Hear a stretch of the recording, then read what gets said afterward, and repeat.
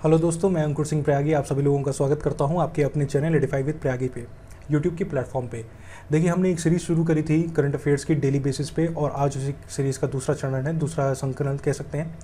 और 2 जून 2020 की हम लोग जो है मेन करंट अफेयर्स जो होंगी, समसामयिक घटनाएँ डेली बेसिस पे दैनिक स्थिति पे हम उसके बीच में चर्चा करेंगे और देखेंगे कि कौन सी महत्वपूर्ण घटनाएँ हो सकती हैं। आइए शुरू करते हैं। जॉर्ज फ्लॉयड प्रोटेस्ट क्या है? अभी हाल ही में अगर आप लोगों ने सुना होगा कि अमेरिका के लगभग 40 से ज़्यादा शहर में जॉर्ज फ्लॉयड नाम का एक प्रोटेस्ट हो रहा है। और ये प्रोटेस्ट यहाँ तक कि वॉशिंगटन डीसी में वाइट हाउस, जहाँ पे प्रेसिडेंट रहते हैं, जो कि वर्तमान में डोनाल्ड ट्रंप साहब हैं, उनके वाइट हाउस के गेट पे भी जाकर के बहुत ज़्यादा प्रोटेस्ट कर रहे हैं। रीज़न उसका ये है कि कोविड-19 के चलते जॉर्ज फ्लॉयड नाम के बंदे की जॉब लेस हो जाता है, उसकी नौकरी उसकी ख़त्म हो जाती है। और इसके चलते वो काउंटरफीट करेंसी का इस्तेमाल करता है सामान को ख़रीदने के लिए। जो भी उसको डेली पर्पस की चीज़ें थी उसके लिए वो जो है काउंटरफीट करेंसी का इस्तेमाल करता है, जिसकी वजह से मिनेसोटा पुलिस जो थी वो उसको कस्टडी में लेती है और उसी कस्टडी में उनकी मृत्यु हो जाती है। ये प्रोटेस्ट बहुत व्यापक तौर पे और बहुत बड़े स्तर पे फैल रहा है, जिसकी वजह से इसे एक तरह से रेसिज्म के लिए भी देखा जा रहा है। रेसिज्म के तौर पे, यानी कि यहाँ पे रंग भेद की टिप्पणी करी जा रही है कि यहाँ पे रंग भेद की वजह से उनको मार दिया गया। और अगर बात की जाए तो अमेरिका की अर्थव्यवस्था में या अमेरिका को डेवलप्ड करने में अफ्रीकन अमेरिकन्स का बहुत बड़ा रोल रहा है। क्योंकि अमेरिका जब आज़ाद हुआ था उससे पहले से ही जितनी भी कह सकते हैं कि जितनी भी कंट्रीज़ थी अफ्रीकन कॉन्टिनेंट्स की, वहाँ से उनको फ्री ऑफ कॉस्ट लेबर्स मिले और वही लेबर्स आज जा कर के अमेरिका को डेवलप कर रहे हैं या डेवलप करने में इनका बहुत बड़ा सहयोग रहा है। तो रेसिज्म के चलते उन्हें आज भी उसी दर्जे के हिसाब से देखा जाता है। 2013 में इसी तरह से मिलता जुलता सेम किस्सा आया था, जिसमें ब्लैक लाइव्स मैटर नाम का, यानी काला आदमी यानी अश्वेत आदमी भी जी सकता है नाम का एक आंदोलन हुआ था, मूवमेंट हुआ था 2013 में। और लोगों का कहना है कि लगभग ये उसी मूवमेंट के बैक होने की खबर है, या हो सकता है कि ये वैसा ही मूवमेंट दोबारा आ गया है। कारण इसका कारण ये, क्योंकि उस वक्त जो था ये जर्मनी, अमेरिका, ऑस्ट्रेलिया जैसे देशों तक, यूरोपियन कंट्रीज़ तक ये मूवमेंट फैला था। उस तरीके से जिस तरीके से इस वक्त फिर से कुछ ऐसा ही मिलता जुलता मूवमेंट हो रहा है। देखिए आने वाले भविष्य में क्या होता है, लेकिन इंटरनेशनली न्यूज़ मीडिया में ये प्रोटेस्ट आ चुका है और एग्ज़ाम पॉइंट ऑफ व्यू से ये इंपॉर्टेंट हो जाता है, क्योंकि यहाँ पे रेसिज्म की भी बात है, यहाँ पे एक रंग भेद की भी बात हो रही है, इस वजह से। आइए आगे बढ़ते हैं। WHO के लिए एक खबर आ रही है अमेरिका के बिहाफ से, और वो ये है कि अमेरिका संभवतः टर्मिनेट कर सकता है अपने सारे रिलेशंस WHO के साथ, जिसमें सबसे बड़ी परेशानी ये हो सकती है कि यहाँ पे फंडिंग भी बंद हो जाएगी। अगर आप लोगों को ध्यान हो तो मई के मंथ में, एक महीने पहले मई के मंथ में अमेरिका ने साफ साफ पूरी की पूरी फंडिंग्स पर रोक लगा दी थी। एक तरह से कह सकते हैं सैंक्शंस कर दिए थे, पूरी तरह से रोक लगा दी थी, जहां पे चाइना ने इसके बाद सपोर्ट करना शुरू किया था WHO को, यानी WHO को फंड्स प्रोवाइड किए थे चाइना ने। इसी वजह से अमेरिका ने इस स्टैंड को लिया है और इसी वजह से अमेरिका टर्मिनेट करने की बात कर रहा है सारे रिलेशंस को। देखिए बात यहाँ पे ये आती है कि इस वक्त अगर देखा जाए तो WHO से कोई दिक्कत नहीं है अमेरिका को, लेकिन जिस तरीके से वहाँ पे कैजुअल्टीज़ हो रही हैं, जिस तरीके से नंबर ऑफ़ केसेस बढ़ते चले जा रहे हैं, अमेरिका इस वजह से पैनिक होता चला जा रहा है। और इसी पैनिक होने के चक्कर में अब वो अपनी जितनी भी सुख सुविधाएं थीं, जितनी हॉस्पिटैलिटी सर्विसेज थीं, जितनी हॉस्पिटल सर्विसेज थीं, उनको हटाने के लिए, उनके अपने सिटीजन से दिमाग हटाने के लिए हो सकता है कि ये इस तरीके की बात कर रहे हैं। क्योंकि 1 साल के बाद अमेरिका में चुनाव हैं और सेकंड टर्म के लिए डोनाल्ड ट्रंप तैयार हो रहे हैं, लेकिन उन्हें वैश्विक स्तर पे कोई मुद्दा नहीं मिलेगा। और जिस हिसाब से डेथ्स हुई हैं कोविड-19 पैंडमिक के चलते, हो सकता है कि शायद वो आने वाला चुनाव हार जाएं। इसलिए जितनी भी चीज़ें हो सकती हैं वो दूसरों के ऊपर भाई बात रखेंगे ही रखेंगे कि हम इसको संभाल नहीं पाए तो इसका कारण WHO है या फिर चाइना जिम्मेदार है। तो बात करते हैं WHO की। तो WHO का जो हेडक्वार्टर है वो है जेनेवा में। जेनेवा कहाँ है? ये स्विट्ज़रलैंड में है और इसकी इस्टेब्लिशमेंट हुई थी 1948 में। खास बात यह कि ये यूनाइटेड नेशन की एक सब्सिडरी है, जिस तरीके से FAO एक सब्सिडरी है, United nation general assembly subsidiary है, उसी तरीके से WHO भी इसकी सब्सिडरी है, WTO भी इसकी सब्सिडरी है। बात करते हैं इसके डायरेक्टर जनरल कौन है, तो इसके डायरेक्टर जनरल हैं टेड्रोस एधनोम, ये इसके डायरेक्टर जनरल साहब हैं। और डिप्टी डायरेक्टर जनरल वो इंडिया से हैं हमारी, उनका नाम है सौम्या स्वामीनाथन, ये इथियोपिया से हैं और ये हमारे इंडिया से हैं। आगे बात करते हैं, आगे चलते हैं और अमेरिका से ही एक और खबर है G7 समिट को लेके। G7 समिट आखिर क्या चीज़ है, तो यहाँ पे देखना पड़ेगा हमें थोड़ा सा पहले कि G6 क्या चीज़ है। G6 क्या है कि 6 जो बड़ी अच्छी कंट्रीज़ थी वर्ल्ड में, जिनके पास वेल्थ था, जिनके पास हेल्थ फैसिलिटीज़ अच्छी थी, जिनके पास कह सकते हैं ट्रेडिंग इंटरनेशनली बहुत अच्छा था, GDP बहुत अच्छी थी, ग्रोथ बहुत अच्छी थी, ये उन कंट्रीज़ ने अपना एक ग्रुप बनाया था। इसमें क्या हुआ कि कुछ समय के बाद एक और कंट्री को जोड़ा और इसको बना दिया कनाडा को। जोड़ने के बाद ये हो गया G7। G7 के कुछ सालों के बाद रशिया को यहाँ पे जोड़ा गया कुछ सालों के बाद, और ये बन गया G8। लेकिन 2014 में रशिया को यहाँ इससे निकाल दिया गया, रशिया को इनसे इस ग्रुप से निकाल दिया गया और ये फिर वापस से G7 बन गया।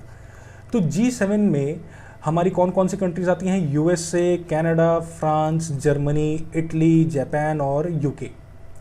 यहाँ पे एक इनवाइटी कंट्री भी है, या इनवाइटी के तौर पे यूरोपियन यूनियन है।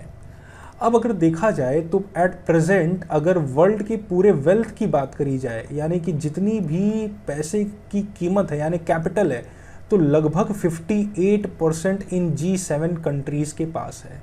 आप अंदाज़ा लगा सकते हैं कि वर्ल्ड की लगभग 60% के आसपास की वेल्थ केवल 7 कंट्रियों के पास है। और वो जब रिपोर्ट्स निकालते हैं, गरीबी पे इंडेक्स निकालते हैं या फिर डेवलपमेंट पे इंडेक्स निकालते हैं, तो वो उनको एशिया नज़र आता है, उनको भारत जैसे देश नज़र आते हैं, एशियन सब कॉन्टिनेंट के देश उनको नज़र आते हैं। और आप देख सकते हैं कि इनके पास आज भी इतना वेल्थ है। GDP में देखेंगे तो लगभग 46% के आसपास इनकी टोटल GDP जाती है ग्लोबल लेवल पे। तो ये जो कंट्रीज़ हैं, इसमें बात ये आ रही है कि डोनाल्ड ट्रंप साहब ने इंडिया, रशिया को एक बार फिर से और ऑस्ट्रेलिया और साउथ कोरिया को इनवाइट करने का प्रस्ताव दिया है कि G7 कंट्रीज़ के अंतर्गत इन डेवलपिंग इकोनॉमीज़ को जल्दी से जल्दी लाया जाए। तो ये इंडिया के पॉइंट ऑफ व्यू से ज़रूरी हो जाता है।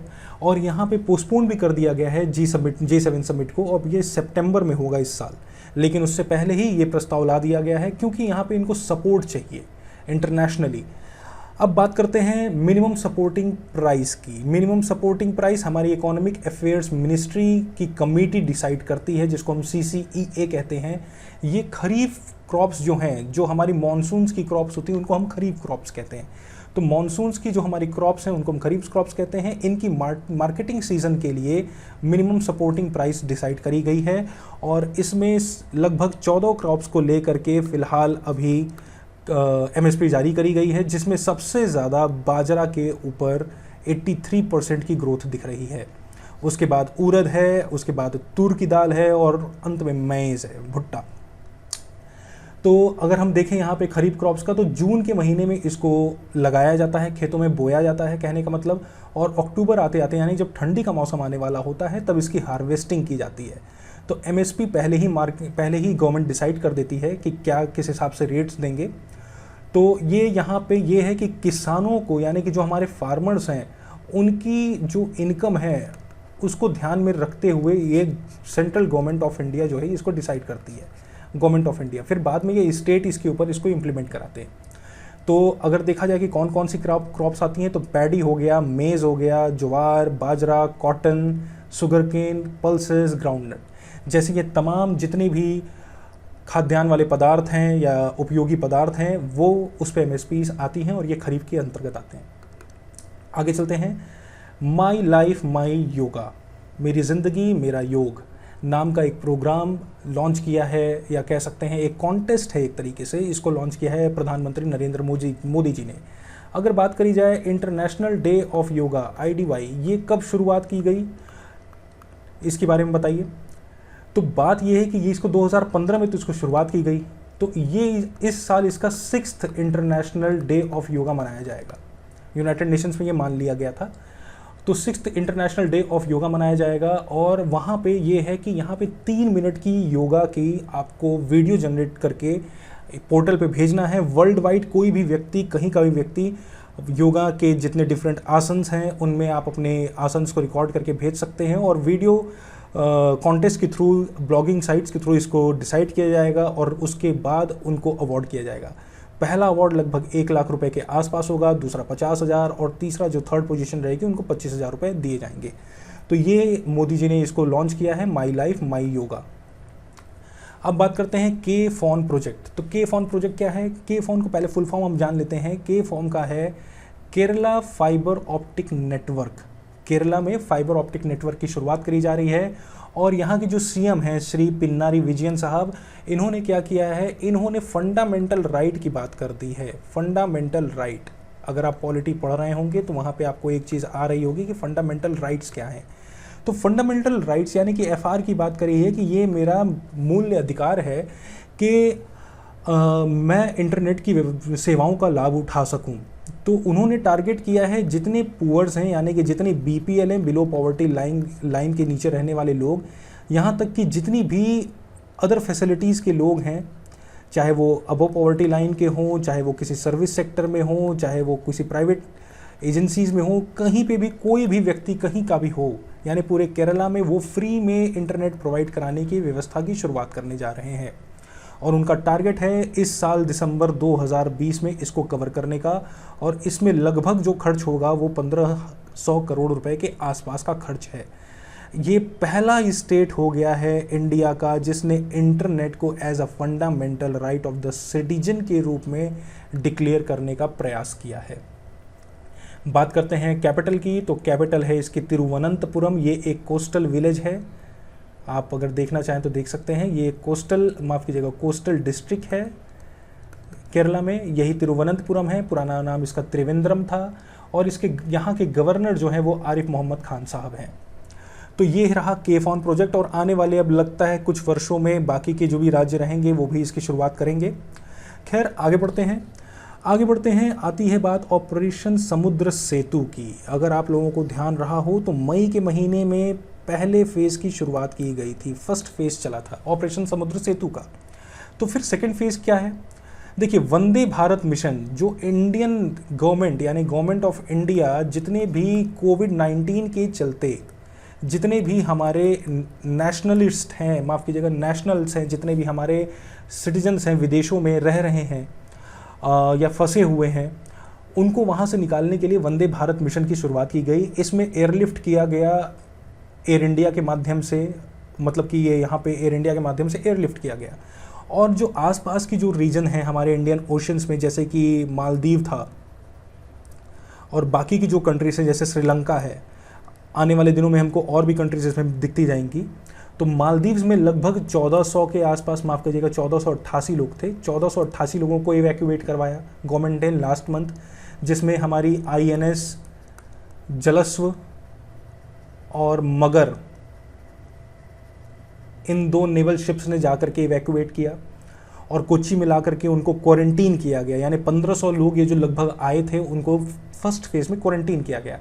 बाकी आते हैं जितने कि हमारे इस बार जो ये सेकंड फेज़ चल रहा है इसमें श्रीलंका में ये काम होगा और कोलंबो से 700 इंडियंस को निकाला जा रहा है। तो ये इसी वंदे भारत का एक प्रोजेक्ट है या कह सकते हैं एक ऑपरेशन है जो समुद्र सेतु के नाम से चलाया गया था। ये फर्स्ट फेज हो चुका है और ये सेकंड फेज़ की शुरुआत है। आगे बात करते हैं, इंडियन नेशनल सुपर मॉडल की बनाने की तैयारी चल रही है और इसको बनाने के लिए काम कर रहे हैं हमारे department of science and technology, जो कि मिनिस्ट्री ऑफ साइंस के अंतर्गत आता है। Ministry of science and technology जिसके हेड हैं श्री हर्षवर्धन सिंह साहब, डॉक्टर हर्षवर्धन सिंह। और यहाँ पे Jawaharlal Nehru centre for advance scientific research, ये बेंगलुरु में ही है।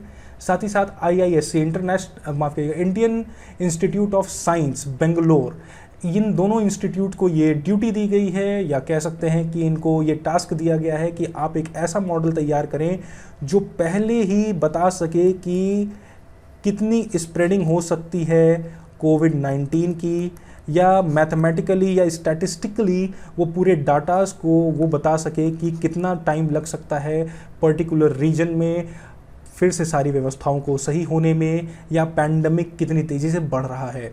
क्योंकि अगर ध्यान दिया जाए तो लगभग 1.5 से 2 महीने पहले सिंगापुर की एक यूनिवर्सिटी थी, उसने ये चीज़ क्लेम किया था या ये चीज़ पहले से प्रेडिक्ट करी थी कि आने वाले इतने दिनों के अंदर में लगभग 27-28 देशों पे उनकी रिसर्च थी, और उस रिसर्च के अंतर्गत ये था कि उन्होंने जितने डाटास थे उसको इवेल्युएट किया, और इवेल्युएट करने के बाद बताया कि कब ये किस कंट्री में कर्व फ्लैट होगा, या किस कंट्री में जितने भी कोविड केसेस हैं उनकी डेथ कितनी हो सकती है, यानी प्रेडिक्शन की बात करी थी।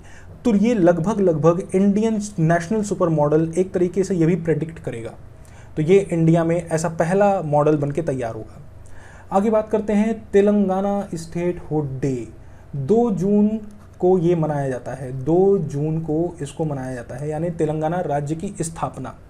तेलंगाना की कैपिटल क्या है? हैदराबाद। इससे पहले ये कहाँ की कैपिटल थी? आंध्र प्रदेश की थी। अब कहाँ की है? हैदराबाद की। तो प्रेजेंट पे आंध्र प्रदेश की कैपिटल अमरावती। खैर हम लोग बात कर रहे हैं यहाँ पे तेलंगाना की, तो तेलंगाना की बात करते हैं। तो इसके सीएम हैं कन्वकुंतलम चंद्रशेखर राव साहब, KCR इनको शॉर्ट में कहा जाता है।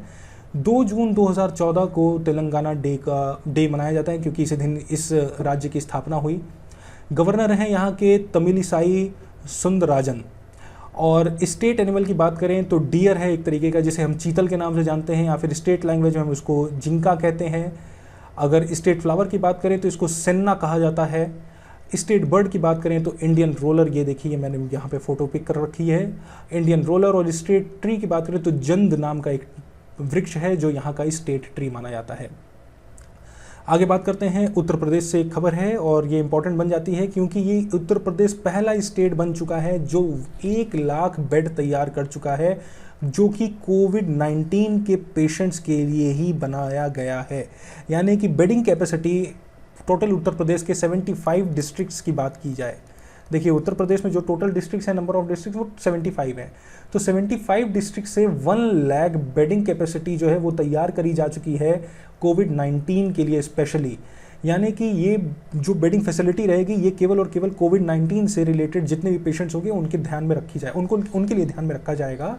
इसमें लेवल 1, लेवल 2 और लेवल 3 टर्म के पेशेंट्स को रखा जाएगा।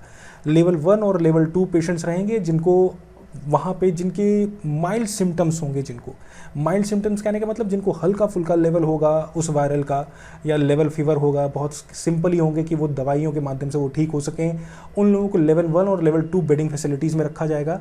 बाकी का जो लेवल 3 फैसिलिटी है वहाँ पे ग्रेवर इन्फेक्शंस वालों को रखा जाएगा, जिनकी स्थिति ठीक नहीं है, वहाँ पे उन लोगों को रखा जाएगा। तो ऐसा करने वाला यूपी पहला राज्य बन चुका है। आगे बात करते हैं हम लोग विराट कोहली के बारे में। देखिए खेल जगत से कुछ बातें हैं, खेल जगत से देख लेते हैं क्या चीज़ें हैं। विराट कोहली इन दिनों चर्चा में है, कारण अगर आप लोगों को ध्यान हो, फोर्ब्स नाम की एक पत्रिका होती है, मैगजीन है फोर्ब्स की, वो हर साल लिस्ट जारी करती है कि कौन से व्यक्ति या खेल जगत के लोग कितनी ज़्यादा कमाई के साथ अव्वल दर्जे पे हैं, अव्वल स्थान पे हैं। तो उन्होंने अभी 100 लोगों की लिस्ट जारी करी है, जिसमें 66वें पोजीशन पे विराट कोहली साहब हैं। और इत्तेफाक ये है कि ये एकमात्र भारतीय हैं और साथ ही साथ खिलाड़ी हैं जो 66th पोजीशन पे आए हैं। इसके अलावा कोई भी इंडियन इस फोर्ब्स की लिस्ट में इस साल नहीं है। रॉजर फेडरर साहब हमेशा की तरह एक बार फिर से हाईएस्ट पेड एथलीट के रूप में आए। और सॉकर की अगर बात करी जाए, फुटबॉल की अगर बात करी जाए, तो क्रिस्टियानो रोनाल्डो 2nd पोजीशन पे, लियोनल मेसी 3rd पोजीशन पे, और नेमार साहब ये 4थे पोजीशन पे आए हैं।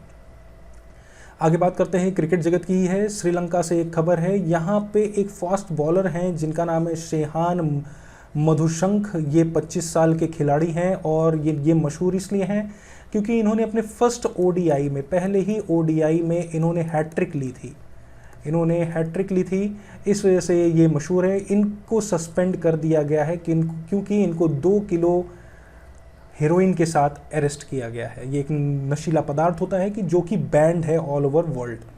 आगे बात करते हैं रोहित शर्मा जी की। रोहित शर्मा जी को नॉमिनेट किया गया है राजीव गांधी खेल रत्न के लिए। अब राजीव गांधी खेल रत्न क्या है? ये इंडिया का सबसे बड़ा हाईएस्ट ऑनरेबल अवार्ड है, अवार्ड इन स्पोर्ट्स। स्पोर्ट्स के जितने भी खेल जगत के लोग होते हैं उनको ये अवार्ड दिया जाता है। अब आगे बात करते हैं, कुछ अपॉइंटमेंट्स हुई हैं, कुछ नियुक्तियां हुई हैं उनके बारे में। कैरेट इंडिया ये एक तरीके की मीडिया एजेंसी है, इसकी CEO बनाई गई हैं अनीता कोटवानी। उसके बाद बात करते हैं अरुण सिंघल साहब, ये FSSAI food safety and standards authority of India, जिसका हेडक्वार्टर कहाँ है, दिल्ली में है।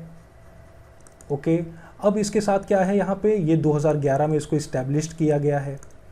तो फूड ये क्या चीज़ करती है, ये संस्था अथॉरिटी क्या करती है, ये फूड सेफ्टी के ऊपर ध्यान देती है और रेगुलेशंस और रूल्स लगाती है कि किस तरीके से फूड के स्टैंडर्ड्स होने चाहिए ऑल ओवर इंडिया प्रोडक्ट्स पे। उसके बाद बात करते हैं केरला की पहली DGP की नियुक्ति हुई है और ये है, इनका नाम आर श्री रेखा जी को पहला DGP बनाया गया है, वो जो कि महिला है, पहली महिला DGP केरला की आर श्री रेखा जी हैं। उसके बाद वेंकट रमणी सुमंत्रण, ये इंडिपेंडेंट डायरेक्टर बनाए गए हैं इंडिगो के, यानी कि ये जब तक जीवित रह सकते हैं या जब तक अपने इच्छानुसार ये त्यागपत्र नहीं देंगे तब तक इनको एज ए इंडिपेंडेंट इंडिगो का डायरेक्टर बनाया गया है। इसके बाद बात करते हैं JP मॉर्गन, ये बहुत बड़ी एक इंस्टीट्यूशन कह सकते हैं फाइनेंशियल सेक्टर में, ये इन्वेस्टमेंट्स के लिए मशहूर है, ये बैंकिंग फैसिलिटीज़ के लिए मशहूर है। इसमें साउथ एशियन रीजन के लिए चेयरमैन बनाया गया है लियो पुरी साहब को। आगे चलते चलते बात करते हैं वाजिद खान जी की, ये म्यूज़िक कंपोज़र थे, इनको दबंग फिल्म के लिए और एक था टाइगर जैसी फिल्म में गीत देने के लिए जाना जाता है। मात्र 43 वर्ष के थे। कोविड-19 के चलते इनकी मृत्यु हुई है।